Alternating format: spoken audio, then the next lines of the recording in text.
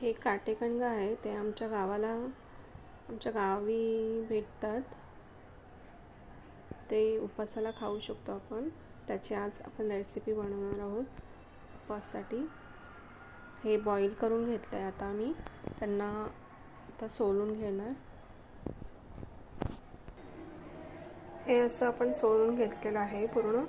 त्याला आता छोट्या छोट्या पीसेसमध्ये कट करायचं आहे.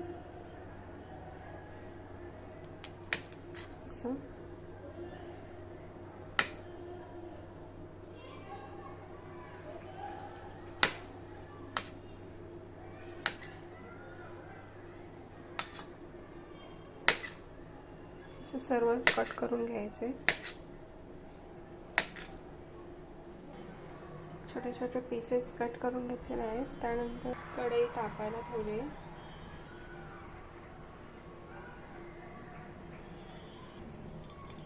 तेल टाकायचं आहे. त्यामध्ये थोडं तेल तापलं की त्यामध्ये थोडं जिरं टाकायचं आहे. मिरची टाकायची आहे.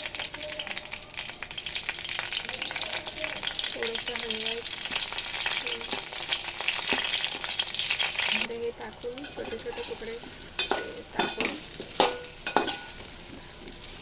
थोडं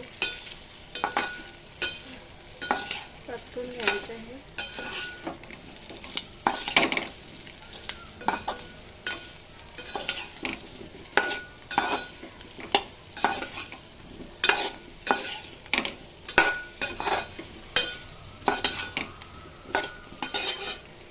थोडं चवीपुरतं मीठ टाकायचं आहे.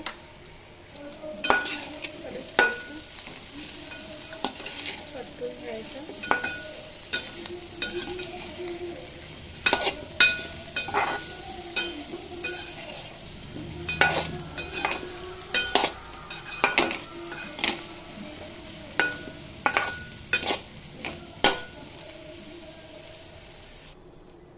आता हे रेडी आहे खाण्यासाठी. पौष्टिक असं